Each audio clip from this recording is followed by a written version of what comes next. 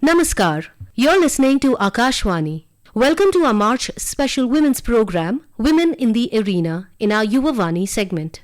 In recent years, more women across India have been stepping into combat sports. Today's program explores the journey of women who choose to compete in these high-intensity arenas where physical endurance, strategy, and courage meet inside the ring.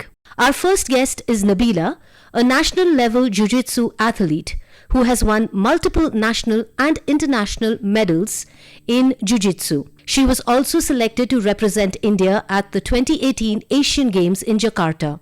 Joining her is Ritika, a 5-time undefeated professional kickboxing national champion and a 15-time national champion across kickboxing, boxing, and MMA. She began her combat sports journey in 2014 and later transitioned fully into MMA, training under coach Jitesh Banjan at the ICSA. Welcome to the program, Nabila and Kritika. So, can you tell us a little bit more about what drew you into combat sports like MMA or boxing?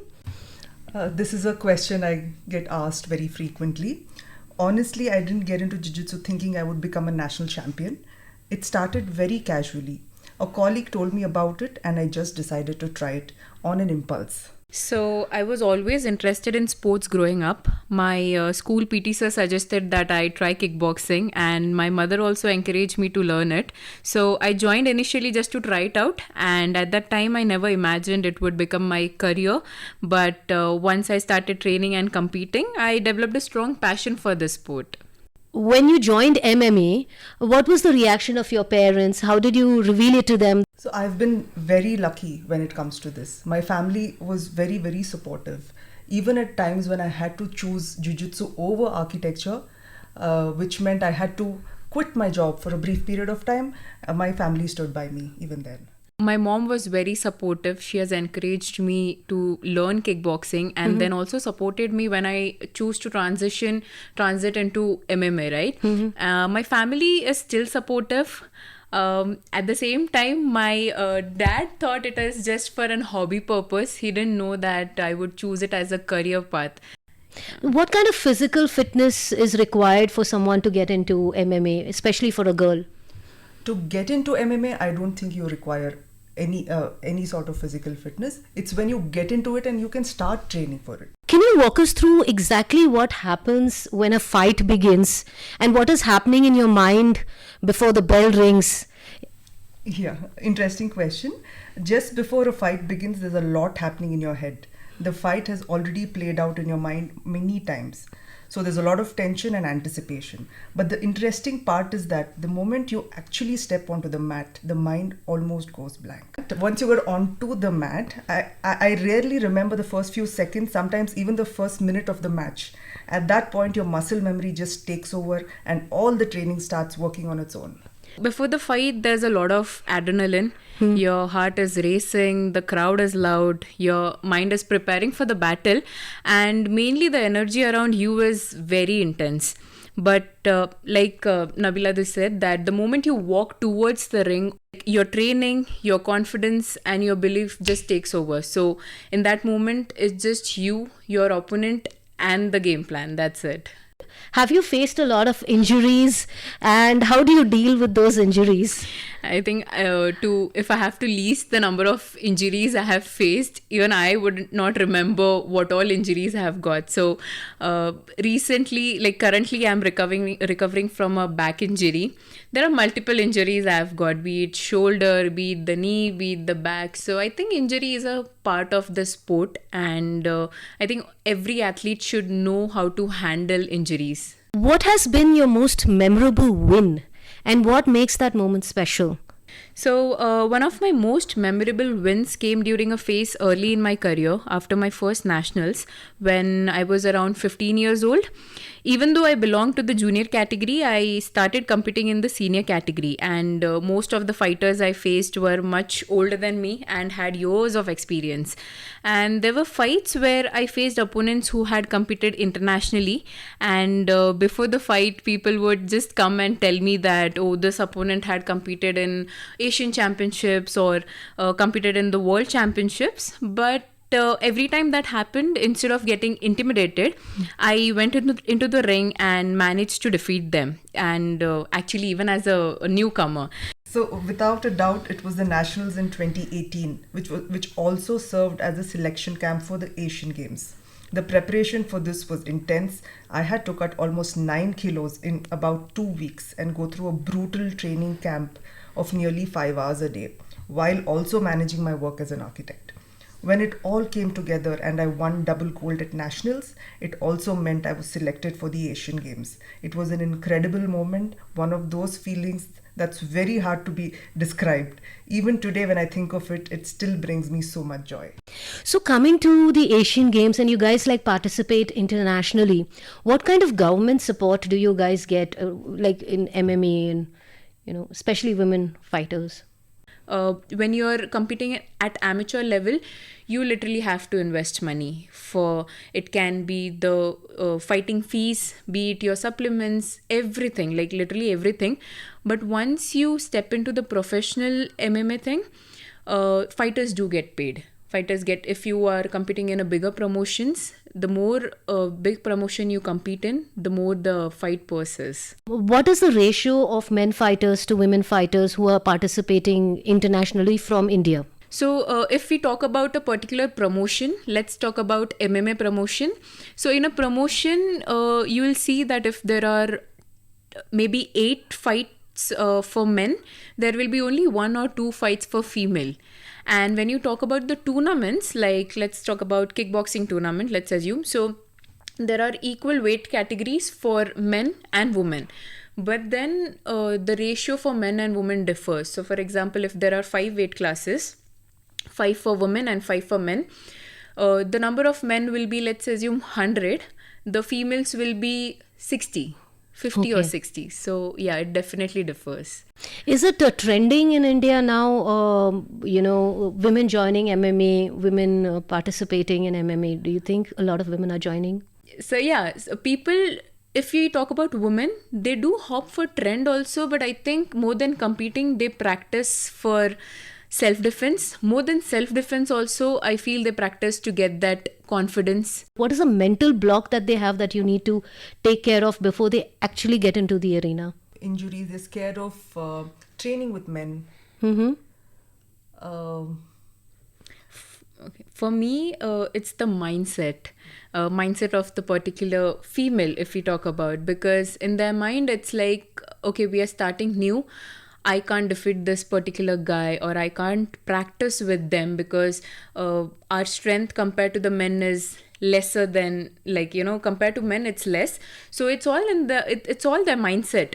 You guys said you guys get a lot of facial injuries, you get a lot of physical injuries. When you get those injuries, do you feel conscious about them, conscious about how it might affect you or something like that? For me, beauty is not just about how you look. As a fighter, I see beauty in strength, your personality, your confidence, the way you carry it. And it's about having the courage to pursue your passion, believing in yourself, and standing up for yourself to chase your dreams. Mm-hmm. And as women, do people react differently when they discover you're a professional fighter? Yes. Many people are surprised when they find out that I'm a fighter because it's not something that they usually expect. But once they hear about my journey and my achievements, that surprise often turn into respect and admiration. What is the something the public often misunderstand about women who fight? There's a stereotype that women in combat sports are unfeminine, which is not true at all. Do you think MMA female fighters are as famous as the other sports women? I think female in MMA are growing way too much compared to the previous years. Like in the past, females in the MMA field were not that famous. They didn't get the right credit or the right name and fame they deserved. But I think in today's generation, female athletes are getting much more support. But if you compare it with other sports like maybe cricket or any other sport, of course it's not reached that level. But I really feel that in the coming years, MMA, like female athletes in MMA is going to get much more ahead. To talk about, in India, there is this promotion called Matrix Fight Night. It is run by Aisha Shroff and Krishna Shroff. So they both are supporting women in MMA. So they have literally raised the bar so much for the female athletes that if you watch the fight cards, now they are literally encouraging women to fight. So you can see women also fighting in the same fight card as the men. When you meet other women, what is their reaction to you? In a general way, there's a lot of respect because it's not something usual, right? Like it's very rare you'll meet a fighter. Okay.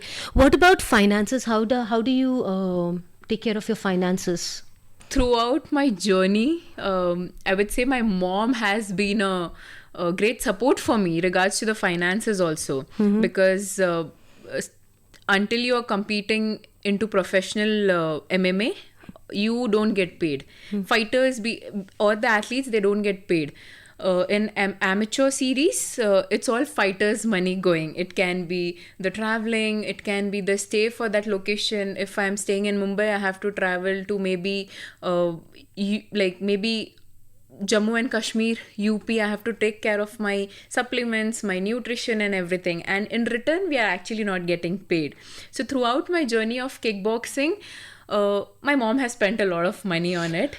So how long would you be able to sustain it like this then?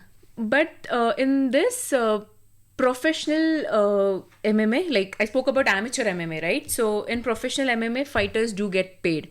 In that, I just mentioned MFN. It's just one of the promotions, but it is the promotion in India. Right now, it's at the top. So fighters do get paid. They take care of your traveling, they take care of your stay. And when I say stay or traveling, it's not like they'll just let you go by train or they'll make you sleep in a dormitory or something. They are literally providing services like you travel by flight, you stay in a 5-star hotel, everything is taken care of. But then that's the fight. What about other times? I mean, like, you obviously need finances to sustain So you.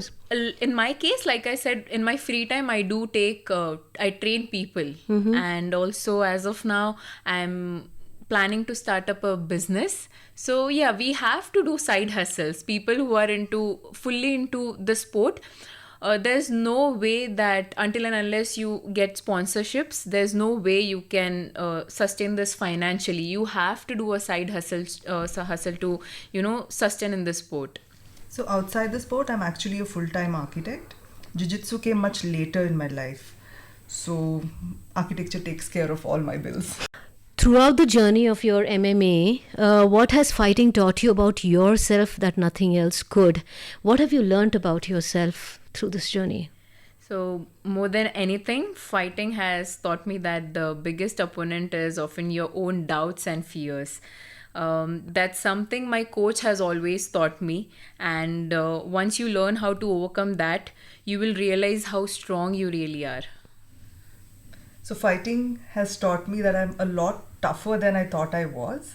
When you're on the mat, you can't pretend. You're tired, you're under pressure, and sometimes you're losing. In those moments, you really meet yourself. Thank you, Nabila. Thank you, Ritika, for joining us on this wonderful Yuvavani session.